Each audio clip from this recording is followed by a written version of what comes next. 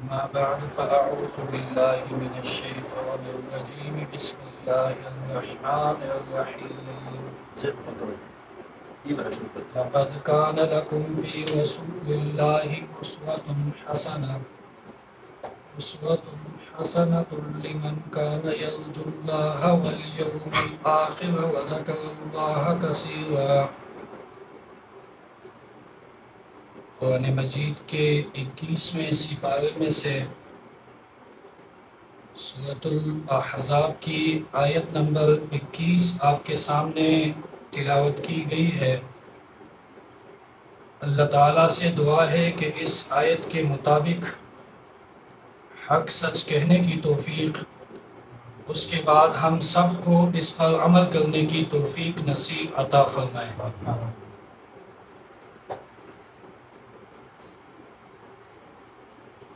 جب سے اللہ تعالیٰ نے انسانیت کو اس دنیا میں آباد کیا ہے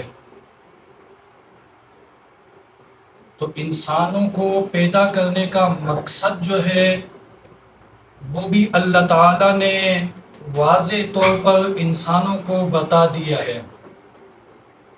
سورۃ الذاریات میں اللہ تعالیٰ فرماتے ہیں وَمَا خَلَقْتُ الْجِنَّ وَالْإِنسَ إِلَّا لِيَعْبُدُونَ۔ اللہ تعالیٰ فرماتے ہیں کہ انسان اور جنات کو ہم نے اپنی ہی عبادت کے لیے پیدا کیا ہے۔ اور دوسرے مقام پر اللہ تعالیٰ فرماتے ہیں کہ انسان کے ذہن میں یہ بات نہ آئے کہ انسان کو ہم نے یوں ہی فضول عبث بیکار پیدا کیا ہے، بلکہ انسانیت کی تخلیق ایک مقصد کے تحت ہوئی ہے۔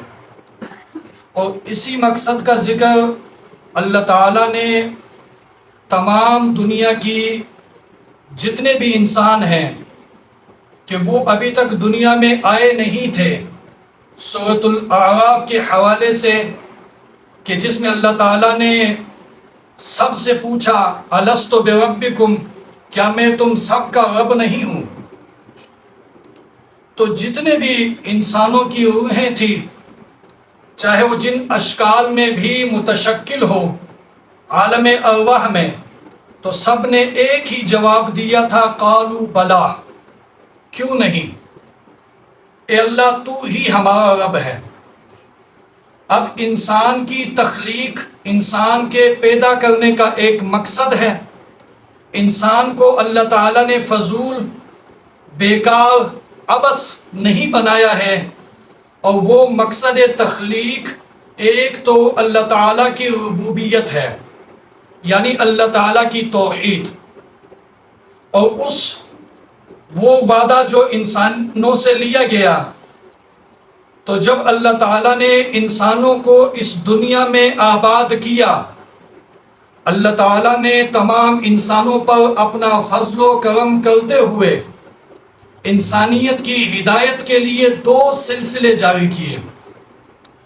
ایک سلسلہ جو تھا وہ کتاب اللہ کا تھا، اور ایک سلسلہ جو تھا رجال اللہ کا تھا۔ کتاب اللہ سے مراد یہ کہ اللہ تعالیٰ نے انسانوں کی ہدایت کے لیے مختلف زمانے میں مختلف کتابیں اور صحیفے نازل کیے، یہاں تک کہ یہ سلسلہ چلتا گیا تو وہ سلسلہ آ کے قرآن مجید کے اوپر رک گیا۔ الیوم اکملت لکم دینکم، دین مکمل ہو چکا۔ اور اس کے بعد جو رجال اللہ ہیں، دوسرا سلسلہ ہدایت، اس سے مراد اللہ تعالیٰ کے وہ پاکیزہ بندے جن کو انبیاء علیہم السلام کے نام سے یاد کیا جاتا ہے۔ اور اس سنہری کڑی کے سب سے پہلے فرد عظیم سیدنا آدم علیہ السلام تھے۔ وہ انسانیت کے پہلے فرد بھی ہیں اور پہلا نبی بھی ہیں۔ وہاں سے یہ سلسلہ چلتا گیا یہاں تک کہ یہ سلسلہ آ کر محمد رسول اللہ صلی اللہ علیہ وسلم پر آ کر رک گیا۔ جب نبی علیہ السلام کے اوپر یہ سلسلہ آ کر رک گیا تو اب اللہ تعالیٰ نے جو احکامات دیے تھے قرآن مجید کے ذریعے، نبی کریم صلی اللہ علیہ وسلم نے اس امت کو انہی احکامات پر عمل کر کے دکھایا، اور نبی علیہ السلام نے جب ان احکامات پر عمل کر کے دکھایا، یعنی قرآن مجید کے نزول کے بعد قرآن مجید کے مکمل ہونے تک جو نبی علیہ السلام کا 23 سالہ دور نبوت ہے، 23 سالہ دور نبوت، اس میں جو اللہ کے نبی نے کیا ان کا کرنا دین، اور جن کو اللہ کے نبی نے چھوڑا ان کو چھوڑنا دین، جس کی تعبیر سنت سے کی جاتی ہے، جس کی تعبیر سنت سے کی جاتی ہے۔ یہاں سنت سے مراد وہ سنت نہیں ہے جس کا تعلق حکم کے ساتھ ہے، یہ جو ہم کہتے ہیں یہ فرض ہے، یہ سنت ہے، یہ واجب ہے۔ یہاں سنت سے مراد نبی علیہ السلام کی زندگی کا طرز عمل ہے۔ جو نبی علیہ السلام کی زندگی کا طرز عمل ہے، اس میں فرائض بھی آ جاتے ہیں، اس میں ابھی جو ہم نے نماز پڑھی مغرب کی، کتنی رکعتیں پڑھی امام کے ساتھ، اور یہ حکم کے اعتبار سے کیا تھی؟ فرض تھی۔ پورے قرآن مجید میں آپ کو مغرب کی 3 رکعتیں کہیں بھی نہیں ملے گی، کیوں؟ یہ نبی علیہ السلام کی زندگی کا طرز عمل۔ تو نبی علیہ السلام کی زندگی کا طرز عمل جس کو سنت سے تعبیر کیا جاتا ہے، اس میں فرائض بھی آ جاتے ہیں، اس میں واجبات بھی آ جاتے ہیں، اس میں سنت مؤکدہ بھی آ جاتا ہے، اس میں سنت غیر مؤکدہ بھی آ جاتا ہے، اس میں یہ مستحبات اور نوافل بھی آ جاتے ہیں۔ یہاں تک کہ جن چیزوں کو اللہ کے نبی نے چھوڑنے کا حکم دیا یا جن کو اللہ کے نبی نے چھوڑا ان کو چھوڑ دینا، یہ اللہ کے نبی کی سنت ہے۔ اللہ کے نبی نے سود سے منع کیا ہے، اللہ کے نبی نے شرک سے منع کیا ہے، زنا سے منع کیا ہے، تہمت سے منع کیا ہے، غیبت سے منع کیا ہے، اسی طرح کے بے شمار اعمال ہیں، بے شمار اعمال ہیں جن کا تعلق کرنے کے ساتھ ہے۔ تو امت پر لازم ہے کہ نبی کی اتباع میں ان اعمال کو بجا لائے، اور جن کو اللہ کے نبی نے چھوڑا تو ہم پر لازم ہے کہ ان اعمال کو چھوڑ دیں، اس لیے کہ نبی علیہ السلام نے اس امت کی ہدایت کے لیے جو بھیجے گئے تھے، جس کا تعلق بھی انسانیت کی ہدایت کے ساتھ تھا، اللہ کے نبی نے وہ تمام کے تمام بتائے ہیں۔ اب جو آیت آپ کے سامنے تلاوت کی گئی ہے، اللہ تعالیٰ فرماتے ہیں لَقَدْ كَانَ لَكُمْ فِي رَسُولِ اللَّهِ أُسْوَةٌ حَسَنَةٌ، لام قد، کہ یقیناً ہے تمہارے لیے اللہ کے رسول میں بہترین نمونہ، اسوۃ حسنہ۔ اب یہاں دیکھو نبی علیہ السلام کی جو صفت رسالت ہے اس کا ذکر کیا گیا ہے۔ اللہ تعالیٰ نے یہ نہیں فرمایا لَقَدْ كَانَ لَكُمْ فِي مُحَمَّدٍ، بلکہ فرمایا لَقَدْ كَانَ لَكُمْ فِي رَسُولِ اللَّهِ، یقیناً ہے تمہارے لیے اللہ کے رسول کی زندگی میں اسوۃ حسنہ، بہترین نمونہ، جس کی تعبیر ہم لوگ کس چیز سے کرتے ہیں؟ سنت سے کرتے ہیں۔ اب نبی علیہ السلام کی سنت پر عمل کرنا، اور کوئی بھی انسان کسی کو دعوت نہیں دے سکتا جب تک اللہ کے نبی کی سنت سامنے نہ ہو۔ ہم موحد نہیں بن سکتے، توحید کے عقیدے کے معترف نہیں بن سکتے جب تک اللہ کے نبی کی زندگی ہمارے سامنے نہ ہو۔ ہم مؤمن نہیں بن سکتے، مؤمن نہیں بن سکتے جب تک اللہ کے نبی کی سنت ہمارے سامنے نہ ہو۔ سورۃ النساء میں اللہ تعالیٰ فرماتے ہیں لا یؤمنون، کہ تم لوگ مؤمن نہیں بن سکتے ہو۔ تو یہاں پر بھی اللہ تعالیٰ نے جس اسوہ حسنہ کا ذکر کیا ہے، علماء مفسرین فرماتے ہیں کہ اس سے مراد نبی علیہ السلام کی سنت ہے۔ تو قرآن مجید میں ان آیات کا بھی ذکر ہے جس میں نبی علیہ السلام کی اطاعت کا ذکر ہے، نبی علیہ السلام کی اتباع کا ذکر ہے، نبی علیہ السلام کے زندگی کے طرز عمل کو اپنانے کا ذکر ہے، اور ساتھ میں اللہ تعالیٰ نے اس چیز کا بھی ذکر کیا ہے کہ اگر اللہ کے نبی کی سنت کو چھوڑ دیا تو اس سے انسان ہدایت کے راستے سے ہٹ جاتا ہے۔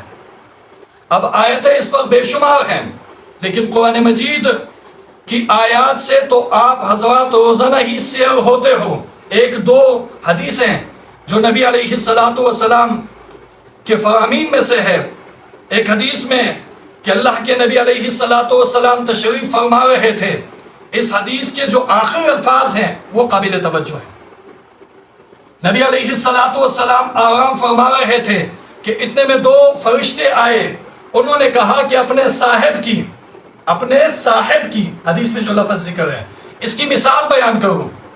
تو ایک فرشتے نے کہا کہ یہ تو آرام میں ہے، نیند میں ہے۔ دوسرے فرشتے نے کہا کہ ان کی آنکھیں تو بند ہے لیکن ان کا دل جو ہے وہ جاگ رہا ہے۔ تو اس فرشتے نے مثال کو بیان کیا کہ ان کی مثال ایسا ہے کہ کسی نے گھر بنایا، گھر بنانے کے بعد اس میں قسم قسم کے کھانے معقولات، قسم قسم کے پینے کی چیزیں مشروبات وہ بنائی، اس کے بعد کسی کو بھیجا کہ لوگوں کو دعوت دے۔ جب اس مثال کو ذکر کیا گیا تو اس ایک فرشتے نے کہا کہ اس کی تعویل بیان کی جائے، اس کے مقصد کو بیان کیا جائے۔ تو انہوں نے کہا کہ آپ کے صاحب جو ہے وہ آرام نیند میں ہیں۔ انہوں نے کہا کہ ان کی آنکھیں جو ہیں وہ بند ہے لیکن ان کا دل جو ہے وہ جاگ رہا ہے۔ فرمایا کہ گھر بنانے والا تو اللہ تعالیٰ ہے، اور جو گھر بنایا گیا ہے جس میں قسم قسم کی نعمتیں ہیں وہ جنت ہے، اور جس کو بھیجا گیا لوگوں کو دعوت دینے کے لیے وہ ہے محمد رسول اللہ صلی اللہ علیہ وسلم۔ اب جس نے اللہ کے نبی کی دعوت پر لبیک کہا وہ اس گھر میں داخل بھی ہو جائے گا اور قسم قسم کی نعمتوں سے لطف انداز بھی ہو جائے گا، لیکن جس نے اللہ کے اس بھیجے ہوئے دائی کی دعوت کا انکار کیا تو نہ وہ اس گھر میں داخل ہو سکے گا اور نہ ہی اس گھر کے اندر جو قسم قسم کی نعمتیں ہیں نہ ہی اس سے لطف اندوز ہو سکتا ہے۔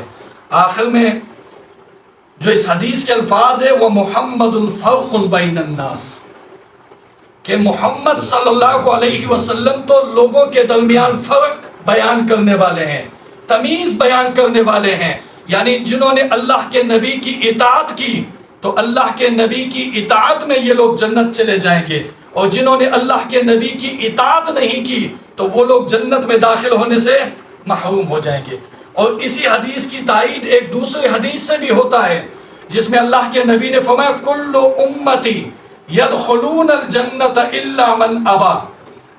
اللہ کے نبی نے فرمایا کہ میری تمام کی تمام امت جو ہے، تمام کی تمام امت جو ہے وہ جنت میں داخل ہو جائے گی سوائے ان لوگوں کے جنہوں نے جنت میں داخل ہونے سے انکار کیا۔ صحابہ نے پوچھا ومن ابا قیل من ابا قالوا من ابا، کہا گیا صحابہ نے کہا کہ کون ہے جو جنت میں داخل ہونے سے انکاری بنے گا؟ اب ایسا کوئی بدبخت انسان تو ہے نہیں کہ جو جنت میں داخل ہونے سے منکر ہو۔ نبی علیہ السلام نے فرمایا من اطاعنی دخل الجنہ، جس نے میری اطاعت کی، جو میرے نقش قدم پر چلا، جو میری زندگی کے طرز عمل پر چلا تو وہ میرے ساتھ جنت میں داخل ہو جائیں گے۔ ومن عصانی فقد ابا، اور جس نے میری نافرمانی کی تو یقیناً اس انسان نے جنت میں داخل ہونے سے انکار کیا۔ اب یہ دو حدیثیں ہو گئی۔ تیسری حدیث آپ نے علماء سے سنا ہوگا کہ 3 صحابہ تھے، انہوں نے آپس میں مشورہ کیا کہ نبی علیہ السلام کے دن کے معمولات کا تو ہمیں پتہ ہے، ان کی عبادات کا، اور نبی علیہ السلام مسجد میں جو عبادات کرتے ہیں ان کا تو ہمیں پتہ ہے، لیکن نبی علیہ السلام کے گھر میں کون سے اعمال ہے ان کا ہمیں پتہ نہیں۔ تو یہ تینوں صحابہ باہمی مشورے کے ساتھ چلے گئے اور نبی علیہ السلام کی ازواج مطہرات سے جو اس امت کی مائیں ہیں ان سے نبی علیہ السلام کے گھر کے معمولات اور عبادات پوچھی۔ جب ان کو بتایا گیا تو بتائے جانے کے بعد مختصر الفاظ میں کہ ایک صحابی نے کہا، صحابی نے، کہ آج کے بعد میں دن کو روزے سے رہوں گا اور کبھی بھی میں بغیر روزے کے دن نہیں گزاروں گا۔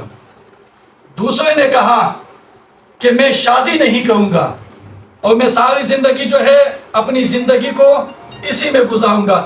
تیسرے نے کہا کہ میں اب ساری رات جو ہے وہ عبادات جو ہے وہ کرتا رہوں گا۔ اب یہ بتائیں، یہ 3 صحابہ کرام ہیں، ان کے جذبات وہ خیر کے تھے یا نہیں کے تھے؟ لیکن یہاں جب اللہ کے نبی کو پتہ چلتا ہے، اللہ کے نبی علیہ السلام نے ان 3 مقدس شخصیات کو، جن کو اصحاب رسول کے نام سے یاد کیا جاتا ہے، کہ کیا تم لوگوں نے اس طرح کے الفاظ کہے تھے؟ انہوں نے کہا تھا کہ ہاں ہم نے اسی طرح کہے تھے۔ نبی علیہ السلام نے کہا کہ میں رات کو عبادت بھی کرتا ہوں اور میں رات کو سوتا بھی ہوں، میں کبھی دن کو روزہ رکھتا ہوں اور کبھی روزہ، اور میں نے 1 نہیں 2 نہیں کئی شادیاں کی ہیں۔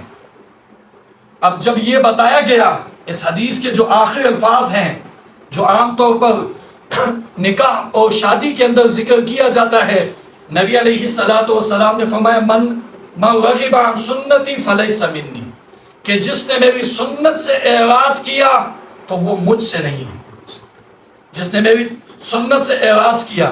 اب یہاں دیکھو، اس دور میں بھی بہت سے لوگ ہوتے ہیں کہ یار اس عمل کے کرنے میں خرابی کیا ہے؟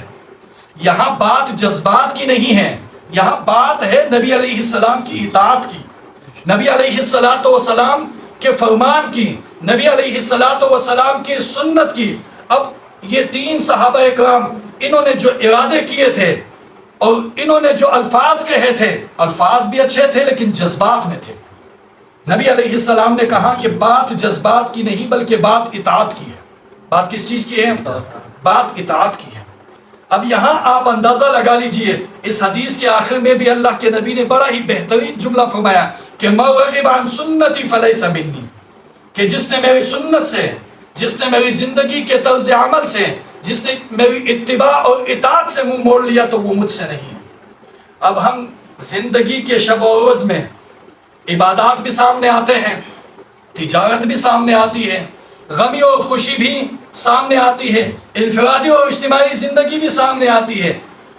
تو جتنے بھی اعمال ہم کرتے ہیں عبادت کی نیت سے، اگر ان عبادات کے اندر نبی علیہ السلام کا طریقہ نہیں تو وہ چاہے کتنا ہی خوشنما کیوں نہ ہو، وہ چاہے کتنا ہی اچھا کیوں نہ ہو، چاہے وہ کتنا ہی دل فریب نہ ہو، چاہے اس کو کسی مولوی نے ایجاد کیا ہو یا کسی بڑے نے ایجاد کیا ہو یا کسی پیر نے ایجاد کیا ہو، اس کا وہ عمل دین کے اعتبار سے تو بدعت بن سکتا ہے، لیکن اگر وہ عمل نبی کی سنت کے موافق نہیں تو یہ اللہ تعالیٰ کی رضا کا سبب نہیں بن سکتا، یہ اللہ تعالیٰ کی رضا کا سبب نہیں بن سکتا۔ اب یہ 3 احادیث کو ذکر کرنے کے بعد ایک حدیث جو ہم شب و روز سنتے ہیں اور ہر قسم کے جماعت کے لوگ سے سنتے ہیں، اور ہر ایک جماعت کا یا ہر ایک تنظیم کا یا ہر ایک پارٹی کا یا ہر ایک فرقے کا یہ دعویٰ ہوتا ہے کہ میں اگر چل رہا ہوں تو اسی حدیث کے منہج پر چل رہا ہوں۔ وہ حدیث کیا ہے؟ آپ نے علماء سے سنا ہوگا کہ بنی اسرائیل میں کتنے فرقے ہوئے تھے؟ بنی اسرائیل میں جو اس امت سے پہلی امت تھی اس میں کتنے فرقے ہوئے تھے؟ 72۔ کتنے؟ سب سے ہم سنتے ہیں، اور یہ ترمذی کی حدیث ہے، اسی طرح دیگر جو حدیث کی کتابیں ہیں ان میں بھی ہیں۔ نبی علیہ السلام نے کیا فرمایا کہ میری امت میں کتنے فرقے بنیں گے؟ 73 بنیں گے۔ ایک فرقہ بڑھ گیا۔ ایک علماء محدثین، انہوں نے حدیث کے حل کرنے میں بڑا جو ہے وہ کام کیا ہے، انہوں نے یہاں ایک نقطہ ذکر کیا ہے، وہ یہ کہ یہ ایک امت جو بڑھ گیا ہے یہ کون لوگ ہیں؟ فرمایا کہ یہ وہ لوگ ہیں اس امت کے اندر جو اہل حق علماء کی مخالفت کرتے ہوں گے، جو اہل حق علماء کی مخالفت کرتے ہوں گے۔ فرمایا یہ وہ لوگ ہیں، لیکن آگے اللہ کے نبی نے فرمایا 72 کی 72 کہاں جائیں گے؟ جہنم میں، سوائے ایک جماعت کے کہ وہ ناجی ہے، یعنی نجات پانے والا، وہ جنت میں جائے گی۔ اب سوال یہ ہوتا ہے کہ یہ نجات پانے والے کون ہیں؟ نبی علیہ السلام سے اصحاب رسول نے بھی یہی سوال کیا تھا، تو نبی علیہ السلام سے جب پوچھا گیا، نبی علیہ السلام نے کیا کہا؟ ما انا علیہ و اصحابی۔ کون سے الفاظ کہیں؟ ما انا علیہ و اصحابی، جس طریقے پر میں ہوں اور جس طریقے پر صحابہ ہیں، یہی وہ جماعت ہے جو جنت میں جائے گی۔ اس کے علاوہ جتنی جماعتیں بنیں گی، جتنی تنظیمیں بنیں گی، جتنی پارٹیاں بنیں گی، وہ 72 فرقوں میں سے کسی ایک فرقے میں چلے جائیں گے۔ اب میں اپنے گریبان میں جان کے دیکھوں، آپ اپنے گریبان میں جان کے دیکھوں کہ کیا ہمارے عقائد نبی علیہ السلام کے عقائد کی طرح ہیں یا نہیں؟ ہمارے عقائد اصحاب رسول کے عقائد جیسے ہیں یا نہیں؟ ہر انسان اپنے گریبان میں جان کے دیکھے تو خود ہی جو ہے وہ بات کلیئر ہو جائے گی۔ نبی علیہ السلام نے عقائد کی وضاحت کی ہے قرآن مجید سے، اور اعمال کی وضاحت کی ہے اللہ کے نبی نے اپنی سنت سے۔ ایک دوسری حدیث آپ نے سنی ہوگی کہ نبی علیہ السلام حوض کوثر پر تشریف فرما ہوں گے۔ حوض کوثر پر یعنی وہ تالاب کہ جس کا پانی دودھ سے زیادہ سفید، شہد سے زیادہ، جس کے برتنوں کی تعداد آسمان کے ستاروں کی مانند، اور جس کی مسافت اور یہ مربع چوکور ہوگا 1 میل جنت کے سفر کے مطابق، اور نبی علیہ السلام خود اپنے ہاتھ مبارک سے جو ہے وہ اپنے امت کے افراد کو پھلائیں گے، اپنے امت کے افراد کو۔ اب یہاں ایک سوال ہو سکتا ہے کہ نہ ہم نے نبی علیہ السلام کو دیکھا، نہ نبی علیہ السلام نے ہمیں دیکھا، نبی علیہ السلام ہمیں پہچانیں گے کیسے؟ تو اس پر ایک حدیث ہے، اس کا مختصر یہ کہ نبی علیہ السلام قبرستان میں ہوتے ہیں، میت کی تدفین کا مسئلہ ہوتا ہے، نبی علیہ السلام فرماتے ہیں کہ کاش میں اپنے بھائیوں کو دیکھ لیتا، کاش میں اپنے صحابہ نے کہا کہ کیا ہم آپ کے بھائی نہیں؟ نبی علیہ السلام نے کہا کہ تم تو میرے صحابہ ہو، میرے بھائی وہ ہیں جو میرے بعد آئیں گے جنہوں نے مجھے نہیں دیکھا، جنہوں نے مجھے۔ صحابہ نے نبی علیہ السلام سے پوچھا کہ آپ کیسے پہچانیں گے اپنی امت کے جو بعد میں آنے والے لوگ ہیں، ان کی پہچان کیا ہوگی؟ نبی علیہ السلام نے پہلے ایک مثال ذکر فرمائی۔ پہلے دور میں آج کل جس طرح پارکنگ کے لیے جگہ ہوتی ہیں، پہلے دور میں یہ جو گھوڑوں کے استبل ہوتے ہیں لوگ اس میں کھڑی کر دیتے تھے، تو اللہ کے نبی نے فرمایا کہ کسی کا گھوڑا ہو نشاندار، جس کے ماتھے پر بھی سفیدی ہو اور جس کے چاروں ٹانگوں میں بھی سفیدی کے نشان ہو، جب کوئی آدمی اپنے اس گھوڑے کو استبل کے ان گھوڑے میں چھوڑ دے گا تو کیا وہ آدمی اپنے اس گھوڑے کی پہچان کر سکے گا یا نہیں؟ تو صحابہ نے کہا اس کے اوپر علامات ہیں، نشانات ہیں، بڑی آسانی کے ساتھ۔ نبی علیہ السلام نے فرمایا کہ یہی میری امت جو ہے جب نماز پڑھتے ہیں اور نماز کے لیے وضو کرتے ہیں تو کل قیامت کے دن ان کے اعضائے وضو جو ہے وہ چمک رہے ہوں گے، اسی نشانی کی وجہ سے میں ان کو پہچان، اسی نشانی کی وجہ سے۔ اب کتنے بدبخت لوگ ہیں وہ جو نماز کا اہتمام نہیں کرتے، جب نماز نہیں پڑھتے تو وضو کیسے کرتے ہوں گے؟ وضو تو مشروع ہی نماز کے لیے ہے۔ تو اب آپ اس حدیث سے خود نماز کی اہمیت کا اندازہ لگا لیجئے۔ تو نبی علیہ السلام کل قیامت کے دن جو ہے اپنے بعد میں آنے والے لوگوں کو اس نشانی سے پہچانیں گے۔ تو نبی علیہ السلام حوض کوثر پر تشریف فرما ہوں گے، اتنے میں کچھ لوگ آئیں گے جن کی ظاہری شکل و صورت اور شباہت جو ہے وہ مسلمانوں کی ہوگی، اس امت کے لوگ ہوں گے۔ جب وہ جائیں گے نبی علیہ السلام کے پاس تو بیچ میں فرشتے حائل ہو جائیں گے، بجائے اس کے کہ ان کو نبی علیہ السلام کے پاس لایا جائے، ان کو جہنم کے راستے پر لے جایا جائے گا۔ نبی علیہ السلام اس وقت فرمائیں گے اصحابی اصحابی، یہ انہم منی، بعض احادیث میں کہ یہ تو میری امت کے افراد ہیں۔ فرشتے پتہ جواب میں کیا کہیں گے؟ اور یہ حدیث صحیح السند ہے، بخاری مسلم اور دیگر تمام کتب حدیث میں فرشتے جواب میں کہیں گے انک لا تدری ما احدثوا بعدک، یقیناً اے نبی آپ کو پتہ نہیں کہ آپ کی وفات کے بعد آپ کے لائے ہوئے دین میں ان لوگوں نے نئے نئے عقائد، نئے نئے اعمال پیدا کیے۔ یہ وہ لوگ ہیں، یہ جب نبی علیہ السلام کو یہ بتایا جائے گا کہ یہ تو وہ مبتدعین ہیں کہ میرے دنیا سے چلے جانے کے بعد، دنیا سے رخصت ہونے کے بعد یہ وہ لوگ ہیں جنہوں نے میرے دین کے اندر خیانت کی اور اس میں زیادتی کی، کمی کی، تو نبی علیہ السلام فرمائیں گے سحقاً سحقاً لمن غیر بعد، کہ ہلاکت ہے ان لوگوں کے لیے، تباہی ہے ان لوگوں کے لیے کہ جنہوں نے میرے لائے ہوئے دین کو میری وفات کے بعد تبدیل کر دیا۔ اب دیکھو دین کتنا آسان ہے۔ اب سنت کا مطلب کیا؟ ما علیہ النبی و اصحابہ، سنت کہ جس پر اللہ کے نبی ہوں اور جس پر اللہ کے نبی کے صحابہ ہو. اور سنت کی ضد بدعت ہے. بدعت کہتے ہیں احداث فی الدین کو. احداث فی الدین کے بعد کہ کوئی عقیدہ یا کوئی عمل جس کا ثبوت نہ قرآن سے ہو نہ حدیث سے ہو نہ اصحاب رسول کے مقدس حیات سے ہو، اگر کوئی ایسا عمل کیا جائے اور یہ اس بہترین زمانے میں نہیں تھا اور اس کو ثواب کی نیت سے کیا جائے تو یہی عمل جو ہے اس انسان کا پھر بدعت بن جاتا ہے. پھر یہ بجائے اس کا کہ اللہ کا دوست بنے، نبی کا محب بنے، بلکہ یہ اللہ رب العزت کے نزدیک مبغض اور اللہ کے نبی کا دشمن بن جاتا ہے.